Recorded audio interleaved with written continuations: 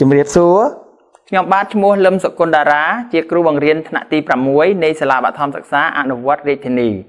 សួស្តីកូនសិស្សានុសិស្សទាំងអស់គ្នាតើកូនសុខសប្បាយដែរឬទេចំណែកលោកគ្រូសុខសប្បាយជាធម្មតាទេក្នុងថ្ងៃនេះណាលោកគ្រូនឹងលើកយកនៅខ្លឹមសារមេរៀនភាសាខ្មែរថ្នាក់ទី6មួយខ្លឹមសារមកបង្រៀនកូនដូច្នេះសូមកូនទាំងអស់គ្នាត្រៀមនៅសម្ភារៈសិក្សាមួយចំនួនដូចជាបាទសៀវភៅសិក្សាគោលរបស់ក្រសួងអប់រំបាទប៊ិចសៀវភៅខ្មៅដៃបន្ទាត់ជ័រលុបក្រដាសព្រាងជាដើមបាទលោកគ្រូទុកពេលបន្តិចឲ្យកូនរៀបចំសម្ភារៈសិក្សាទាំងនេះបាទយើងនឹងចូលដល់ខ្លឹមសារមេរៀនក្រោយពេលកូនរៀបចំសម្ភារៈរួចបាទកូនរៀបចំសម្ភារៈទៅបាទលោកគ្រូសង្ឃឹមថាកូនទាំងអស់គ្នាបានត្រៀមសម្ភារៈសិក្សាតាមការណែនាំរបស់លោកគ្រូរួចរាល់ហើយដូច្នេះលោកគ្រូសូមដំណើរការមេរៀនតែម្ដងបាទភាសាខ្មែរអំណានថ្ងៃមុនតើយើងរៀនអំពីអ្វីកូនបាទអញ្ចឹងថ្ងៃមុនយើងរៀនអំណានគឺរឿងអ្នកគ្រូរបស់គុណហើយលោកគ្រូដាក់កិច្ចការផ្ទះឲ្យកូនគឺសូមឲ្យកូនសង្ខេបអត្ថបទរឿងអ្នកគ្រូរបស់គុណនេះឡើងវិញអញ្ចឹងតើកូនបានធ្វើហើយឬនៅអត្ថបទសង្ខេបរឿងអ្នកគ្រូរបស់គុណជាសិស្សសាលាបឋមសិក្សាភូមិបឹងគេជាកូនកំព្រាឪពុកម្ដាយតែជាក្មេងឆ្លាតស្លូតបូតនិងឧស្សាហ៍ព្យាយាមបាទដោយសេចក្តីអាណិតអ្នកគ្រូបានណែនាំគុណឲ្យបានទៅរៀនគូគំនូជាមួយពូធឿនបាទគុណយកចិត្តទុកដាក់ទាំងការរៀនសូត្រនិងការរៀនគូគំនូទីបំផុតគុណបានក្លាយជាជាងគំនូដ៏ល្បីម្នាក់គុណមិនដែលភ្លេចគុណពូធឿននិងអ្នកគ្រូរបស់គេឡើយបាទយ៉ាងម៉េចដែរកូនតើការសង្ខេបរបស់លោកគ្រូនេះមានអត្ថន័យគ្រប់គ្រាន់ទេខ្លឹមសារគ្រប់គ្រាន់តាមអត្ថបទដើមនេះកូនហើយតើកូនកំណែបានយ៉ាងដូចម្ដេចដែរលោកគ្រូសង្ឃឹមថាកូនក៏មានធ្វើបាទកំណែធ្វើកិច្ចការសង្ខេបនេះបានត្រឹមត្រូវបាទលោកគ្រូអរគុណដែលកូនយកចិត្តទុកដាក់រៀនណាជួនកាលអាចវែងជាងលោកគ្រូបន្តិចអ្នកខ្លះណាបាទអ្នកខ្លះខ្លីជាងលោកគ្រូក៏មានដែរប៉ុន្តែសំខាន់គឺអត្ថន័យរបស់វាត្រូវតែពេញលេញទៅលើអត្ថបទអំណាចរបស់យើងបាទអរគុណអញ្ចឹងកូនធ្វើកំណែបន្តិចទៅបើសិនជាកូនមានការខុសឆ្គងបាទបន្ទាប់ពីកូនកំណែហើយលោកគ្រូនឹងសួរទៅលើខ្លឹមសារមេរៀនឡើងវិញណាបញ្ជាក់មេរៀនឡើងវិញបន្តិចតោះអញ្ចឹងកូនត្រៀមឆ្លើយជាមួយលោកគ្រូណាកូនណាតើអត្ថបទអំណាចរបស់យើងរឿងអ្នកគ្រូរបស់គុណដែលកូនរៀនថ្ងៃមុនមានតួអង្គសំខាន់ប៉ុន្មានអ្នកណាខ្លះបាទអរគុណណាអញ្ចឹងអត្ថបទយើងមានតួអង្គសំខាន់គឺគុណអ្នកគ្រូនិងពូធឿនអញ្ចឹងសំខាន់មាន3អ្នកបាទហើយតើទីបំផុតគុណคล้ายទៅជានរណាคล้ายទៅជាអ្នកណាចង់បញ្ចប់នៃអត្ថបទរឿងយើងបាទអញ្ចឹងគឺគុណคล้ายទៅជាជាងគំនូដ៏ល្បីម្នាក់មែនទេកូនបាទអត្ថបទយើងបានបញ្ជាក់ថានៅទីបំផុតគុណคล้ายទៅជាជាងគំនូដ៏ល្បីម្នាក់អញ្ចឹងតើគុណคล้ายជាជាងគំនូដ៏ល្បីម្នាក់នេះដោយសារនរណាខ្លះដោយសារអ្នកណាខ្លះបានជួយគាត់កូននរណាខ្លះបានជួយគាត់បានជួយគុណបាទណាអញ្ចឹងគឺឃើញថាគឺអ្នកគ្រូហើយនិងពូធឿនណាកូនណាបាទអ្នកគ្រូនិងពូធឿនតែអ្នកគ្រូជួយអ្វីខ្លះហើយពូធឿនជួយអីខ្លះកូននៅចាំបានទេសាច់រឿងបាទលោកគ្រូសង្ឃឹមថាកូនចាំបានណាអញ្ចឹងគឺអ្នកគ្រូជួយណាណែនាំគុណណាទៅឲ្យបានរៀនជាមួយនឹងពូធឿនចំណុចទី1ចំណុចទី2គឺអ្នកគ្រូជួយផ្នែកសម្ភារៈក្នុងការរៀនគូគំនូបាទដោយឡែកពូធឿនគឺជួយក្នុងការបង្ហាត់បង្រៀនដល់គុណគូគំនូនឹងតែម្ដងបាទអរគុណកូនទាំងអស់គ្នាណាដែលបានចូលរួមណារៀនសូត្រជាមួយលោកគ្រូដោយយកចិត្តទុកដាក់ចងចាំមេរៀនណាថ្ងៃមុនបាទឥឡូវថ្ងៃនេះម៉ោងនេះលោកគ្រូនឹងបន្តលើមុខវិជ្ជាភាសាខ្មែរណាអំណាចរបស់យើងមួយខ្លឹមសារទៀតភាសាខ្មែរថ្នាក់ទី6មេរៀនទី3ធនធានរ៉ែនៅប្រទេសកម្ពុជាអំណាចធនធានធម្មជាតិនៅក្នុងដីបាទអត្ថបទនេះក្នុងទំព័រសៀវភៅរបស់កូនទំព័រ36បាទអំណាចអត្ថបទធនធានធម្មជាតិនៅក្នុងដីមានវត្ថុបំណងឲ្យសិស្សអាចអានពាក្យឃ្លាល្បះនៅក្នុងអត្ថបទឲ្យបាន ប្រសាឡើងបាទអានបានត្រឹមត្រូវបាទក្តាប់បាននៅអត្ថន័យនៃខ្លឹមសារនៃអត្ថបទបាទឲ្យសិស្សមានមោទនភាពជាតិចំពោះទឹកដីរបស់ខ្លួនស្រឡាញ់ទឹកដីនិងថែរក្សាទឹកដីរបស់ខ្លួនឲ្យបានគង់វង្សបាទអរគុណកូនតើឥឡូវយើងចូលចំណងជើងមេរៀនរបស់យើងធនធានធម្មជាតិនៅក្នុងដីបាទធនធានគឺអ្វីកូនធនធានបាទធនធានមានន័យថាគឺជារបស់ជាទ្រព្យជាវត្ថុផ្សេងដែលយើងមានណាកូនណាបាទឯធនធានដែលយើងលើកឡើងមកនេះគឺមានដោយធម្មជាតិកើតឡើងកើតមានឡើងដោយខ្លួនឯងអត់បានអ្នកណាផលិតអ្នកណាបង្កើតអ្នកណាធ្វើវាឲ្យមានទេណាកូនណាយើងហៅថាធនធានធម្មជាតិហើយវាស្ថិតនៅក្នុងដីបាទអរគុណអញ្ចឹងបន្ទាប់ពីនេះទៅលោកគ្រូសូមឲ្យកូនពិនិត្យមើលណានេះលោកគ្រូមានតារាងមួយតើតារាងលោកគ្រូនេះនឹងបង្ហាញអំពីអ្វីខ្លះបាទអរគុណឥឡូវលោកគ្រូរៀបចំរួចរាល់ហើយអញ្ចឹងសូមកូនពិនិត្យមើលជាមួយលោកគ្រូបាទមើលតារាងលោកគ្រូនេះចែកជាប៉ុន្មានកូននេះប្រមាណប្រឡោះណាបាទនៅជួរនេះកូនមើលលោកគ្រូដាក់ថាឈ្មោះរ៉ែបាទចំណុចនេះគឺទីកន្លែងមានរ៉ែបាទទីកន្លែងមានរ៉ែហ្នឹងមានឈ្មោះភូមិស្រុកមានឈ្មោះខេត្តបាទអញ្ចឹងកូនអានមើលលេខ1រ៉ែដែកបាទមើលរ៉ែដែកហ្នឹងមានន័យណាបាទនេះស្រុករវៀង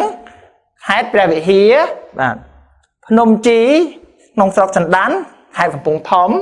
បាទចំណុចលេខ2រ៉ែមាសបាទស្រុករវៀងបាទក្នុងខេត្តព្រះវិហារស្រុកអណ្ដូងមាសខេត្តរតនគិរីបាទស្រុកតាវែងនិងស្រុកថ្មបាំងនៅក្នុងខេត្តកោះកុងបាទរ៉ែត្បូងនៅកាទីមេម៉ង់ស្ថិតក្នុងស្រុកកែវសីមាខេត្តមណ្ឌលគិរីបាទភ្នំយ៉ាតបយ៉ាខាបតាំងស៊ូស្ថិតក្នុងខេត្តប៉ៃលិនបាទស្រុកបកែវស្រុកកូនមុំនិងស្រុកលំផាត់ខេត្តរតនគិរីបាទទី4រ៉ែប្រេងកាតនៅសមុទ្រខ្មែរនៅបឹងទន្លេសាបបាទហើយសមុទ្រខ្មែរយើងតាក់ទងនឹងខេត្តកោះកុងណាខេត្តព្រះសីហនុបាទហើយនឹងមួយចំណុចទៀតគឺនៅបឹងទន្លេសាបបាទអរគុណណាអញ្ចឹងតាមរយៈចំណងជើងនិងផ្ទាំងណាតារាងដែលនិយាយអំពីរ៉ែនៅទីកន្លែងមានរ៉ែដែលលោកគ្រូបានបង្ហាញនេះកូនអាចប៉ាន់ស្មានបន្តិចមើលថាតើអត្ថបទអំណាចរបស់យើងណាខ្លឹមសារបង្ហាញអំពីអ្វីហើយគំនិតអប់រំនៃអត្ថបទនេះចង់អប់រំដល់កូនយ៉ាងដូចម្ដេចកូនសរសេរលើក្រាស់ព្រៀងបន្តិចទៅ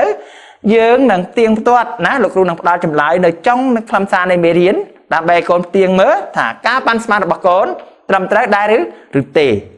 បាទអរគុណណាបន្ទាប់ពីកូនធ្វើកិច្ចការនេះរួចរាល់ហើយដូច្នេះសូមកូនបើកសៀវភៅពុម្ពរបស់កូនឡើងបាទណាសៀវភៅពុម្ពក្រសួងអប់រំរបស់យើងទំព័រ36 37ណាកូនណាបាទ36 37សូមកូនអានអត្ថបទដោយស្ងៀមស្ងាត់បាទដៃមួយអុសពីក្រោមពាក្យឲ្យបានត្រឹមត្រូវដើម្បីពិនិត្យមើលតើពាក្យណាដែលកូនពិបាកក្នុងការអាន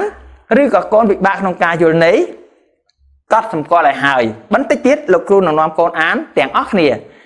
តោះដូច្នេះកូនណាដែលយល់ថាកូនពិបាកអានឬពិបាកយល់ន័យពាក្យទាំងនេះសូមកូនអានម្ដងមួយពាក្យជាមួយលោកគ្រូណាកូនបាទលោកគ្រូចាប់ផ្ដើមហើយពាក្យពិបាកភោគទ្រព្យបាទភោគទ្រព្យមោទនភាពភូមិសាស្ត្រគ្រឿងអលង្ការវិនិយោគឧស្ម័នបាទយ៉ាងម៉េចដែរកូនលោកគ្រូសង្ឃឹមថាកូនអាចអានពាក្យពិបាកទាំងអស់នេះបានបាទបន្ទាប់ទៅនេះលោកគ្រូសូមឲ្យកូនណាធ្វើបញ្យលពាក្យដើម្បីយល់ន័យយល់ខ្លឹមសារអត្ថបទបានតើកូនយល់ន័យពាក្យណាតោះលោកគ្រូសូមឲ្យកូនជួយធ្វើពាក្យភោគទ្រព្យបាទពាក្យភូមិសាស្ត្រពាក្យវិនិយោគនិងពាក្យឧស្ម័នតើ4ពាក្យនេះកូនណាភោគទ្រព្យបាទភូមិសាស្ត្រវិនិយោគនិងឧស្ម័នតើពាក្យទាំង4នេះមានឋានៈពាក្យជាអ្វីមានន័យដូចម្ដេចកូនអាចប្រើបច្ចនានុក្រមណាកូនបទានុក្រមឬក៏ការគិតរបស់កូនលោកគ្រូទុកពេលបន្តិចឲ្យកូនធ្វើបាទពន្យល់ពាក្យភោគទ្រព្យឋានៈពាក្យជានាមមានន័យថាវត្ថុធនធានសម្បត្តិដែលមានបាទវិនិយោគឋានៈពាក្យជានាមការបណ្ដាក់ទុនរកស៊ីបាទឧស្ម័នចំហាយក្តៅចំហាយភ្លើងកំសួលបាទភូមិសាស្ត្រឋ ណៈពាក្យជានាមគម្ពីរសម្ដែងអំពីផែនដីការនិយាយអំពីលក្ខណៈឬសភាពឬប្រភេទនៃផែនដីបាទយ៉ាងមិនដែរកូនរកឃើញអត្ថន័យនៃពាក្យទាំង4នេះដូចជាលោកគ្រូដែរឬទេបាទសង្ឃឹមថាកូនរកឃើញណារកបានត្រឹមត្រូវបាទអរគុណណាតោះបន្តមកទៀតលោកគ្រូសូមឲ្យកូនធ្វើពន្យល់នៃពាក្យនៃដូចរបស់ពាក្យណាធនធានធម្មជាតិនៅក្នុងដីអញ្ចឹងលោកគ្រូសូមឲ្យកូនរកពាក្យនៃដូចនឹងពាក្យដីបាទប្រទេសយើងមានធនធានធម្មជាតិច្រើនណាស់នៅក្នុងដីក៏មាននៅក្នុងភ្នំក៏មាននៅក្នុងទឹកទន្លេក៏មាននៅក្នុងសមុទ្រក៏មានដែរអញ្ចឹងសូមឲ្យកូនរកពាក្យនៃដូចនឹងពាក្យដីហើយនឹងរកនៃដូចនឹងពាក្យភ្នំបាទតោះកូនចំរកទៅនៃដូចនឹងពាក្យដីបាទតើដីយើងអាចហៅអ្វីផ្សេងពីដីបានហើយនឹងមួយទៀតគឺភ្នំណាកូនណាតាកូនគិតបន្តិចមើលតើដីយើងអាចហៅអ្វីបានកូនហៅថាផែនដីបានទេកូនបាទណាចុះហៅក្រៅពីផែនដីយើងហៅអីទៀតកូនហៅធរណីបានទេធរណីឬព្រះធរណីបាទណាហើយមានអ្វីខ្លះទៀតតើកូនគិតបន្ថែមទៀតមើលចុះភ្នំក្រៅពីពាក្យថាភ្នំតើយើងអាចហៅអ្វីទៀតបានហៅថាគិរីបានដែរឬទេកូនបាទណាចឹងលោកគ្រូសូមបង្ហើបប៉ុណ្ណឹងចាស់ទុកពេលបន្តិចកូនគិតបាទសង្ឃឹមពាក្យនៃដូចនិងពាក្យភ្នំយើងអាចអានហៅថាគិរីបរពតបបតាពាក្យនៃដូចនិងពាក្យដីយើងអាចហៅថាផែនដីយើងហៅថាធរណីព្រឹត្តពីពសធាបាទយ៉ាងមិនដែរកូនសង្ឃឹមថាកូនរកបានត្រឹមត្រូវណាកូនណាបាទខ្វះខាតបន្តិចបន្តួចកូនអាចបន្ថែមតាមលោកគ្រូបាទតោះបន្តមកទៀតលោកគ្រូសូមឲ្យកូនរកពាក្យផ្ទុយតើកូនចូលរួមជាមួយលោកគ្រូតោះឥឡូវពាក្យផ្ទុយនិងពាក្យស្រឡាញ់ណាប្រយ័ត្នហិនហោចនិងសម្បូរបាទកុំឲ្យខាតពេលយើងចូលរួមឆ្លើយជាមួយលោកគ្រូតែម្ដងទៅកូនតាឥឡូវពាក្យផ្ទុយនិងពាក្យស្រឡាញ់គឺអ្វីកូនស្រឡាញ់ផ្ទុយនឹងបាទស្រឡាញ់ផ្ទុយនឹងស្អប់បាទអញ្ចឹងយើងស្រឡាញ់ផ្ទុយនឹងស្អប់ណាកូនណាស្រឡាញ់ផ្ទុយនឹងស្អប់ចាប់ប្រយ័ត្នផ្ទុយនឹងអីកូនបាទប្រហែសបាត់ប្រយ័ត្នគង់ដូច្នេះ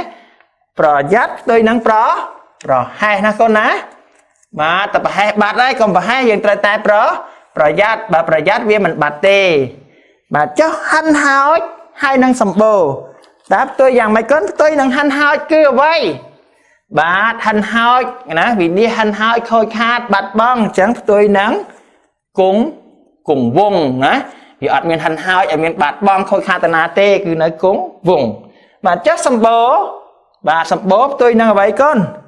បាទសម្បូរមានន័យថាច្រើនណាស់ហោហៀមិនខ្វះទេអញ្ចឹងសម្បូរផ្ទុយនឹងខ្សត់បាទណាផ្ទុយនឹងខ្សត់ក្រខ្សត់មិនសម្បូរទេបាទ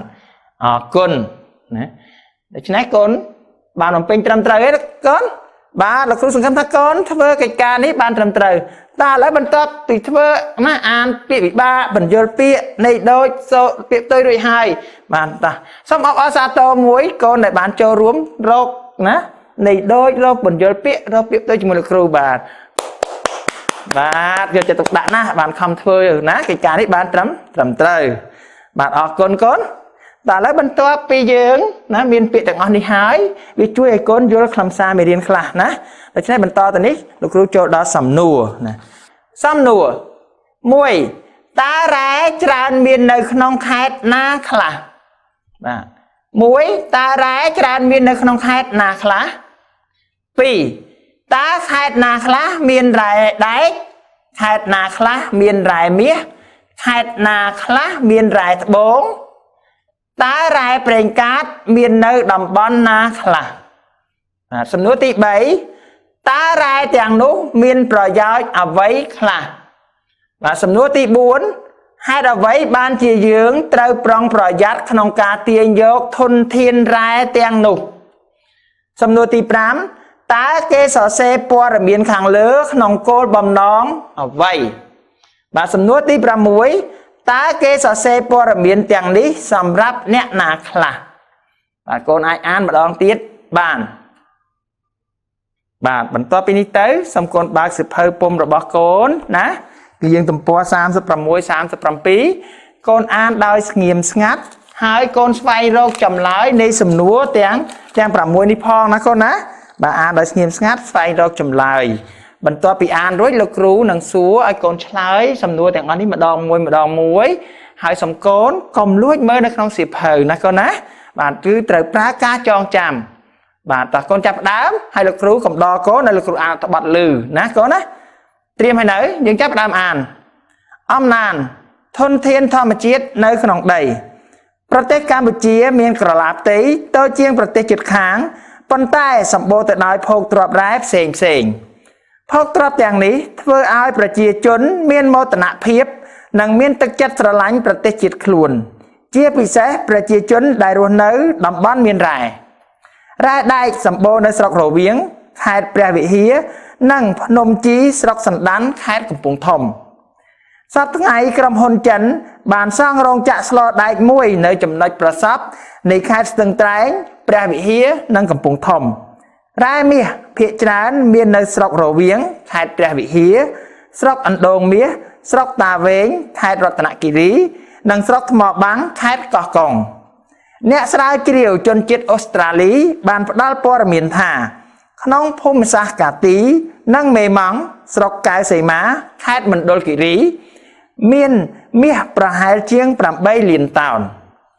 នៅភ្នំយ៉ាតបយ៉ាខាបតាំងស៊ូក្នុងខេត្តបៃលិនពីមុនមានរ៉ែត្បូងល្អប្រណិតនិងមានតម្លៃជាងគេដូចជាត្បូងទទឹមនិងត្បូងកណ្ដៀងនៅស្រុកបកែវកូនមុំនិងលំផាត់ខេត្តរតនគិរីក៏សម្បូរត្បូងធម្មជាតិដែរពេលថ្មីនេះនៅស្រុកគិរីវង្សខេត្តតាកែវគេបានរកឃើញរ៉ែត្បូងមួយចំនួនតែគុណភាពអន់ជាងត្បូងនៅរតនគិរីនិងបៃលិនក្រៅពីធ្វើគ្រឿងអលង្ការសម្រាប់ពាក់លម្អគេបាននាំយកត្បូងទាំងនេះទៅលក់ឯបរទេសទៀតផងនៅបាតសមុទ្រខ្មែរនិងនៅបឹងទន្លេសាបគេបានរកឃើញរ៉ែពិសេសមួយទៀតគឺរ៉ែប្រេងកាតនិងឧស្ម័នធម្មជាតិបច្ចុប្បន្នក្រុមហ៊ុនបរទេសមួយចំនួនកំពុងធ្វើវិនិយោគទុនដើម្បីបូមប្រេងកាតនិងឧស្ម័នពីបាតសមុទ្រខ្មែរយើងជាខ្មែរត្រូវមានការប្រុងប្រយ័ត្នជានិច្ចក្នុងការទាញយកភោគទ្រព្យធម្មជាតិដ៏មានតម្លៃទាំងនេះដោយមិនជីកយករ៉ែដែលនៅខ្ចីឬខុសបច្ចេកទេសដែលធ្វើឲ្យហិនហោចខាតបង់ដល់ប្រទេសជាតិនៅថ្ងៃអនាគតនោះទេបាទអរគុណសង្ឃឹមថាកូនទាំងអស់គ្នាបានអានចប់រួចរាល់ហើយណាដូច្នេះយើងឆ្លើយនឹងសំណួរទាំងអស់នេះជាមួយលោកគ្រូម្ដងមួយសំណួរម្ដងមួយសំណួរណាកូនណា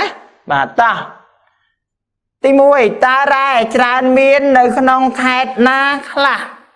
បាទកាលណាខ្លះមានខេត្តច្រើនណាកូនណាអញ្ចឹងในប្រទេសយើងខេត្តដែលមានរ៉ែមានខេត្តណាខ្លះកូនបាទព្រះវិហារកំពង់ធំបាទរតនគិរីមណ្ឌលគិរីកោះកុងបៃលិនខេត្តអីទៀតកូនបាទណានៅខេត្តព្រះសីហនុក៏មានដែរគឺមានរ៉ែប្រេងកាតអញ្ចឹងចម្លើយទី1យើងឲ្យមានខេត្តទាំងអស់ហ្នឹងកូនណាបាទកំពង់ធំរតនគិរីមណ្ឌលគិរីបាទកោះកុងបាទព្រះវិហារបាទខេត្តបបៃលិនណាខេត្តបៃលិនបាទអរគុណតើឥឡូវយើងចូលសំណួរទី2តើខេត្តណាខ្លះមានរ៉ែដែកបាទខេត្តណាខ្លះមានរ៉ែដែកកូនបាទអញ្ចឹងរ៉ែដែកមាននៅខេត្តព្រះវិហារនិងខេត្តកំពង់ធំដោយឡែកខេត្តដែលមានរ៉ែមាសគឺមាននៅព្រះវិហារមាននៅរតនគិរីមាននៅមណ្ឌលគិរីបាទតែខេត្តដែលសម្បូររ៉ែត្បូងគឺមានខេត្តបៃលិនណាខេត្តរតនគិរីនិងខេត្តមណ្ឌលគិរីបាទខេត្តតាកែវក៏មានដែរប៉ុន្តែត្បូងនោះវាគុណភាពអន់ជាងគេបន្តិចណាកូនណាបាទរ៉ែប្រេងកាតមាននៅតំបន់ណាខ្លះអញ្ចឹងរ៉ែប្រេងកាតយើងនៅតំបន់ណាខ្លះកូនបាទគឺនៅបាតបឹងទន្លេសាបនិងបាតសមុទ្រខ្មែរយើងបាទពីរកន្លែងហ្នឹងណាកូនណាបាទតោះហេតុអ្វីបានជាយើងត្រូវប្រុងប្រយ័ត្នក្នុងការទាញយកធនធានរ៉ែទាំងនោះហេតុអីបានប្រុងប្រយ័ត្នកូនបាទបើកាលណាកូនមិនប្រយ័ត្នទេវាអាចជាខូចខាតអាចជាហិនហោចអាចជាបាត់បង់ណាកូនណាអញ្ចឹងយើងត្រូវតែ ប្រយ័ត្នអ្វីដែលមានហើយកុំឲ្យវាខូចកុំឲ្យវាបាត់បង់ទៅវិញបាទណាតែគេសរសេរព័ត៌មានខាងលើក្នុងគោលបំណងអ្វីបាទសរសេរក្នុងគោលបំណងអីកូនប្រាប់ថាប្រទេសយើងត្រង់នេះមានរ៉ែនេះត្រង់នោះមានរ៉ែនោះត្រង់នេះមានមាសត្រង់នេះមានដែកត្រង់នោះមានណាប្រេងកាតសរសេរប្រាប់យើងដើម្បីអីណាប្រាប់ដើម្បីអីកូនបាទដើម្បីឲ្យប្រជាជនយើងមានមោទនភាពជាតិឲ្យស្រឡាញ់ប្រទេសជាតិស្រឡាញ់ទឹកដីណាប្រទេសយើងសម្បូររ៉ែណាស់បាទត្រូវតែស្រឡាញ់ត្រូវតែការពារត្រូវតែថែរក្សាបាទអរគុណណាទី6តើគេសរសេរព័ត៌មានទាំងនេះសម្រាប់អ្នកណាខ្លះបាទសរសេរព័ត៌មាននោះសម្រាប់អ្នកណាខ្លះកូនគឺសម្រាប់យើងទាំងអស់គ្នាណាយើងជាខ្មែរណាត្រូវតែដឹងទាំងអស់គ្នាពិសេសគឺសម្រាប់ដែលអ្នកសិក្សារៀនសូត្រណាគាត់អាចសិក្សាស្រាវជ្រាវឲ្យចំជំនាញឲ្យចំទីតាំងរបស់គាត់បាទអរគុណណាកូនទាំងអស់គ្នាយល់បានហើយកូនបាទតែឥឡូវយើងដល់កន្លែងសំណួរនេះរួចហើយយើងចូលមកចំណុចដើមវិញការឆ្លើយប៉ាន់ស្មានខ្លឹមសារមេរៀននិងគោលបំណងនៃអត្ថបទរបស់កូនតើអត្ថបទនេះមានខ្លឹមសារបង្ហាញអំពីអ្វីហើយមានគំនិតអប់រំអ្វីខ្លះលោកគ្រូសូមឆ្លើយឲ្យកូនផ្ទៀងផ្ទាត់ណាការប៉ាន់ស្មានរបស់កូនបាទអញ្ចឹងខ្លឹមសាររបស់យើងគឺបង្ហាញអំពីនេះធនធានធម្មជាតិនៅក្នុងដីរបស់ប្រទេសយើងតែប្រទេសយើងមានធនធានធម្មជាតិអ្វីខ្លះបាទហើយគោលបំណងអប់រំនៃអត្ថបទគឺចង់ឲ្យយើងណាមានមោទនភាពជាតិស្រឡាញ់ទឹកដីនិងថែរក្សាធនធានទាំងអស់នោះឲ្យបានគង់វង្សបើយើងទាញយកផលប្រយោជន៍ក៏ត្រូវតែប្រយ័ត្នកុំឲ្យវាខូចខាតកុំឲ្យវាហិនហោចណាកូនបាទអរគុណមិនដែរកូនការប៉ាន់ស្មានរបស់កូនត្រឹមត្រូវបានកម្រិតណាលោកគ្រូសង្ឃឹមថាកូនប៉ាន់ស្មានបានត្រឹមត្រូវច្រើនណាកូនណាតោះបន្ទាប់ពីនេះយើងត្រូវអានអត្ថបទណាកូនណាអញ្ចឹងសូមកូនចាំលោកគ្រូបន្តិចលោកគ្រូរៀបចំក្តារខៀនបាទឥឡូវលោកគ្រូបិទអត្ថបទអំណានរួចរាល់ហើយដូច្នេះសូមកូនអានអត្ថបទអំណានជាមួយលោកគ្រូទាំងអស់គ្នាណាកូនណាពិសេសកូនដែលមានការខ្សោយផ្នែកអំណានសូមកូនយកចិត្តទុកដាក់សង្កេតអានជាមួយលោកគ្រូទាំងអស់គ្នាដោយ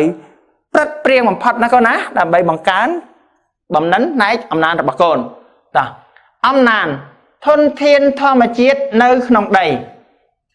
ប្រទេសកម្ពុជាមានផ្ទៃមានក្រឡាផ្ទៃតូចជាងប្រទេសជិតខាង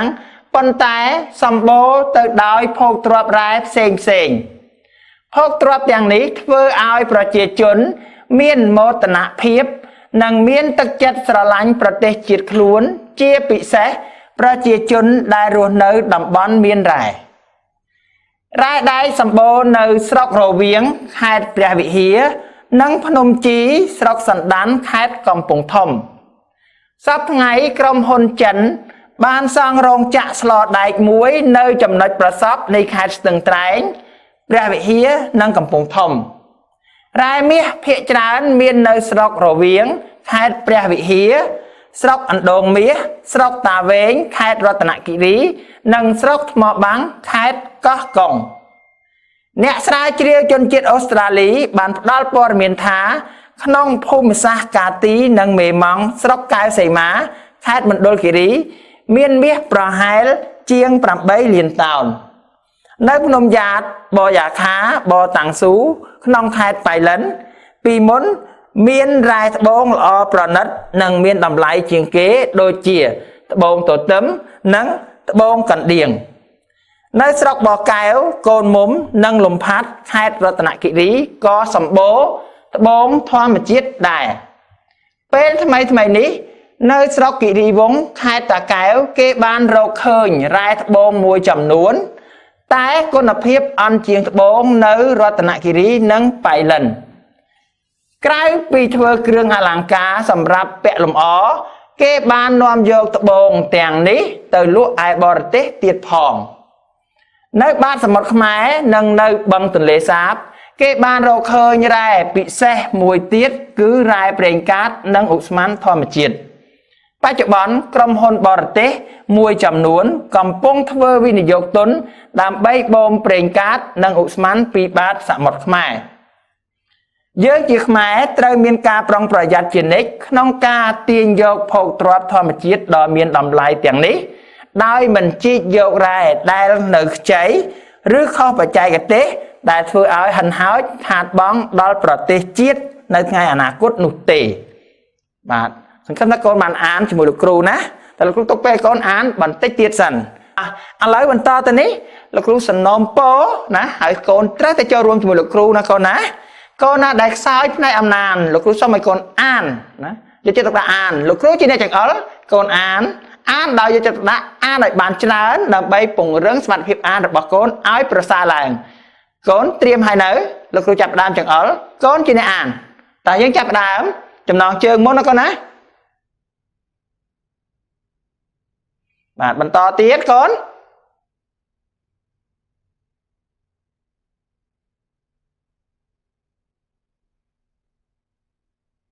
បាទពាក្យនេះភោគទ្រព្យណាកូនណាតោះបន្តទៀត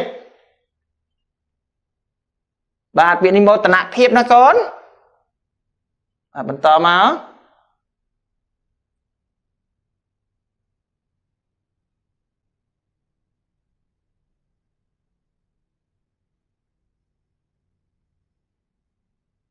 បាទអរគុណ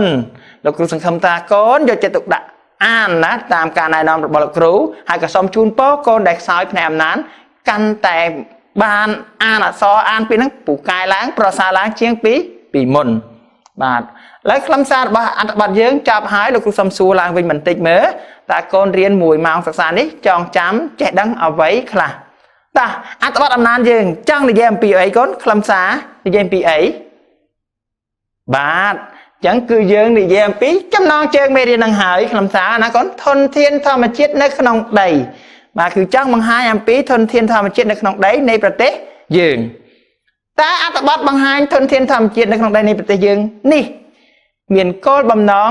អ្វីណាអប់រំអ្វីផ្ដល់គំនិតអ្វីដល់កូនបាទយ៉ាងម៉េចដែរកូនអរគុណអញ្ចឹងអត្ថបទយើងនេះមានគោលបំណងណាអប់រំដល់កូនណាចង់បណ្ដុះគំនិតកូនឲ្យស្រឡាញ់ប្រទេសជាតិខ្លួនណាប្រទេសជាតិខ្លួនជាប្រទេសដែលសម្បូរទៅដោយធនធានរ៉ែច្រើនប្រភេទណាស់អញ្ចឹងត្រូវស្រឡាញ់ថែរក្សាការពារនិងកុំឲ្យវាខូចខាតប៉ះពាល់ណាហិនហោចនៅទ្រព្យសម្បត្តិធម្មជាតិទាំងនោះបាទដល់ពេលដែលកូនយកវាណាមកធ្វើអាជីវកម្មណាបាទអរគុណដូច្នេះបន្ទាប់ពីខ្លឹមសារមេរៀនដែលបានបញ្ចប់នេះលោកគ្រូក៏មានកិច្ចការផ្ទះដែលកូនធ្វើដែរណាកូនណាកិច្ចការផ្ទះ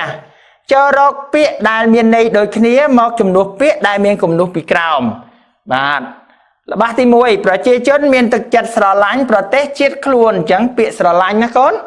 ល្បះទី2ចិនបានសង់រោងចក្រស្លដែកនៅចំណុចប្រសពនៃខេត្តស្ទឹងត្រែង